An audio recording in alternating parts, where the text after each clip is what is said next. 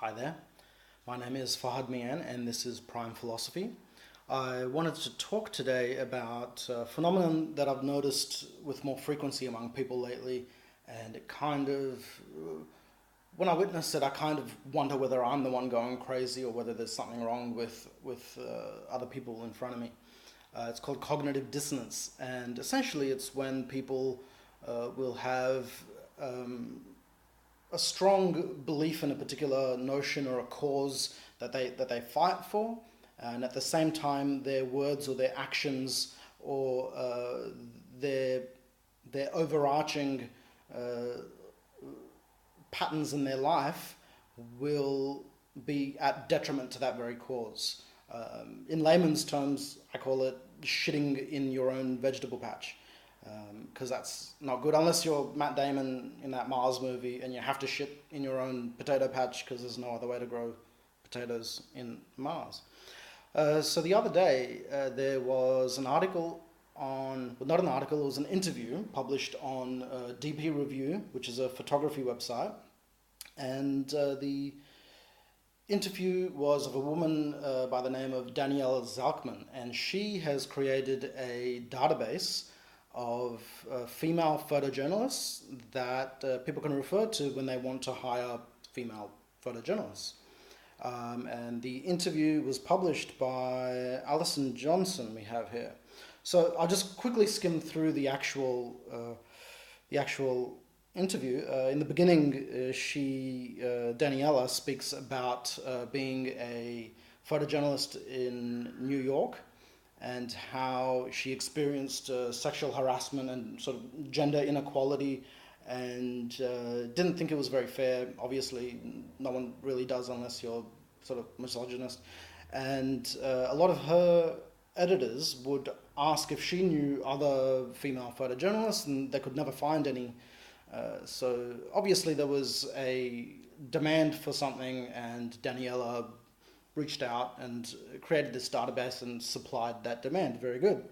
She goes on in the interview to talk about how she started it with some sort of Google group thing, and what the numbers are. There's a little bit over 500 records that she's captured so far.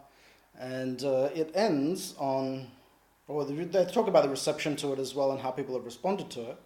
The last question, however, of the interview reads like this. So she's asked, why do you think it's important to hire female photographers? She responds with, this isn't just about equality in hiring practices, though obviously that's important to me too. It's about making sure that the people in charge of visually documenting our diverse, complex world are diverse themselves. We can't look at everything through a predominantly white male gaze. That's irresponsible and frankly colonial. We need our storytellers to be as diverse as our audience and our subjects. Now that I think for most people that should start alarm bells ringing. Now, she didn't mention anything about race or color of skin previously here, and it just sort of pops up in there very casually, and the interviewer doesn't question it either. It just sort of gets tacked onto the end of this interview, as if we're meant to accept it. Now, it does smack of racism, specifically because America, if we limit this to America, America is predominantly white. So if the color white in the people that you're employing, if you have an issue with them being predominantly white, then trying to make it otherwise in itself is not representative of the people that you're speaking to or the people that live in that country. So I don't really see an issue with why white is a problem here. And as such, it asks me to call into question everything else that she's saying. If she has this strange sort of idea, as a journalist herself, she has this strange sort of idea that white is a particular problem, while at the same time asking for people not to discriminate against particular people, then that's a little bit, yes, there's a little bit of cognitive dissonance being projected there, but I want to explore that a little bit more, basically to find out whether I'm going nuts or whether something else is happening here.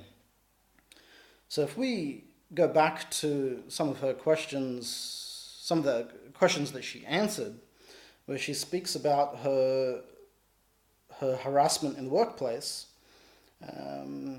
I can't tell you the number of times I had a male photographer try to adjust the settings on my camera for me or make a joke about the size of my lens. Now, those things, I mean, at first we assume, okay, well, that's sexual harassment, but there's nothing actually gender specific about those things. I've had other males and other females come and tell me, hey, you should try this setting or that setting on my camera, and I've had males and females comment to me about the size of a lens, and I hear it, and it's not necessarily a male to female gender specific kind of action that's going on here. It could be, but just because you see it doesn't necessarily mean that it is. It could be just generally someone trying to help, or it could be someone just making a bad joke about lens sizes and phallic symbol references and things like that. And then we go down to where she's telling us how many people are in the directory. Now, I went over to her website, which is called womenphotograph.com, and that's where people can register, women can register to be part of this database. Now, one of her claims here is that women are discouraged from entering this workplace, and they're discouraged from staying within this workplace, this particular industry, photojournalism. However, on her website, she's gone ahead and collected, in the space of about 6 to 8 months, she's collected over 500 details of female photojournalists who have had 5+ years in this industry. So that kind of, as well, points us in the other direction to what her actual claims are. If her editors weren't able to find female photojournalists, then perhaps they themselves were having a problem with not looking in the right place, or maybe they had a narrow viewpoint or something, or maybe it's that specific localized area in New York, that specific group of people that she was working for. Maybe they had a problem. I don't know. But it certainly expands on the issue quite a bit if we analyze what's actually going on here and how her words don't 100% fit in with her narrative.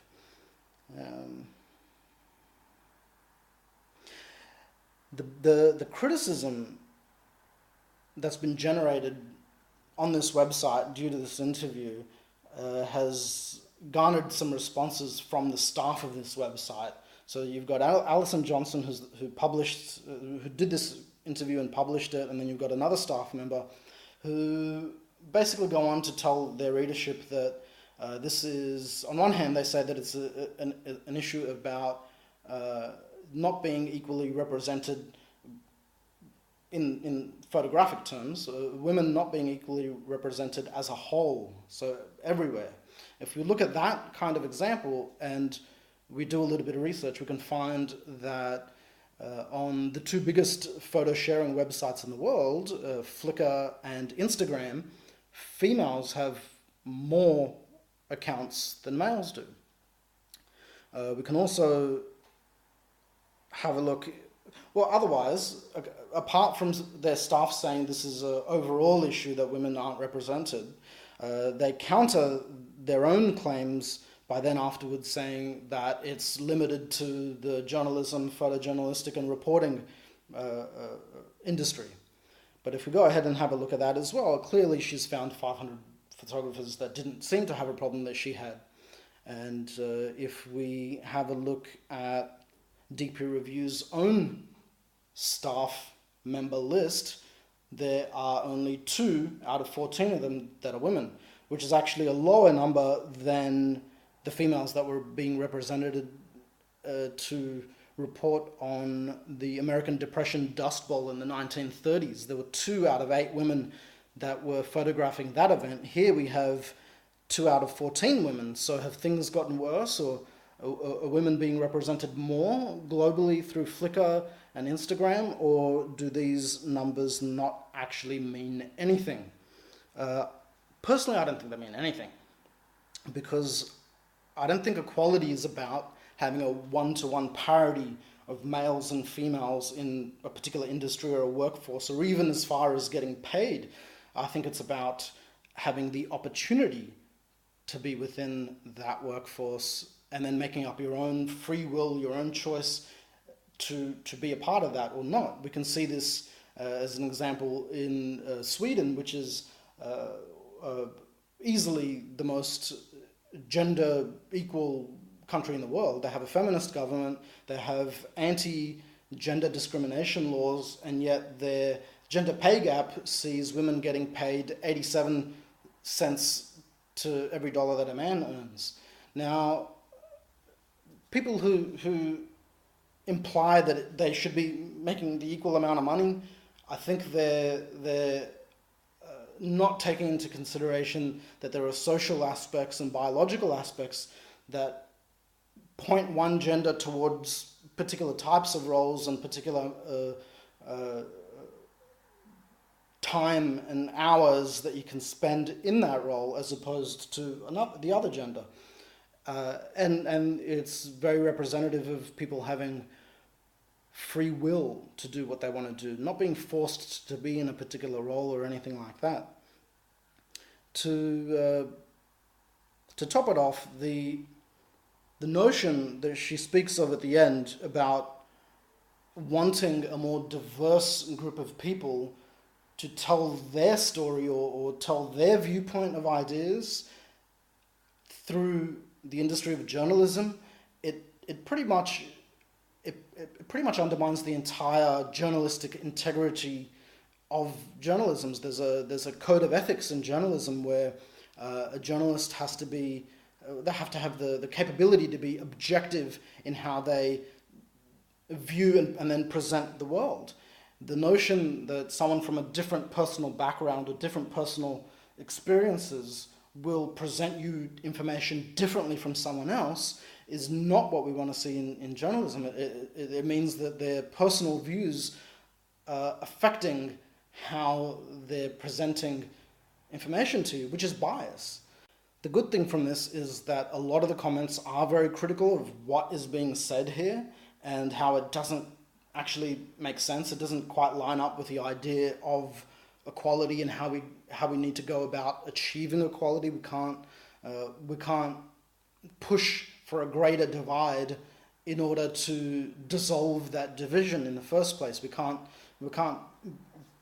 push where we don't know the position that we're actually at in terms of equality or in terms of discrimination. If we don't know what's actually going on in the world around us and we're only seeing things from our own personal experiences and perspective, then fair enough, as an individual, you've got every right to shit in your own vegetable patch and eat your own shitty vegetables. That's none of anyone else's business.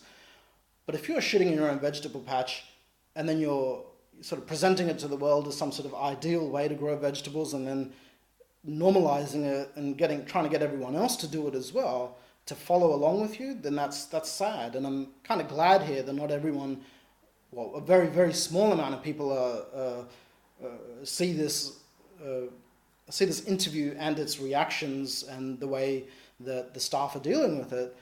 Very few people actually see it as a good thing. Very few people are able to see the issues with it, but a large majority of the comments here in very much on the critical end of it, knowing and giving me an idea that I'm not going crazy, and there are a lot more people out there who do want equality, and they do recognize it, and they do know how to go about getting it, and they do recognize when someone is doing something in detriment to that, even when those people are saying, yeah, we want equality.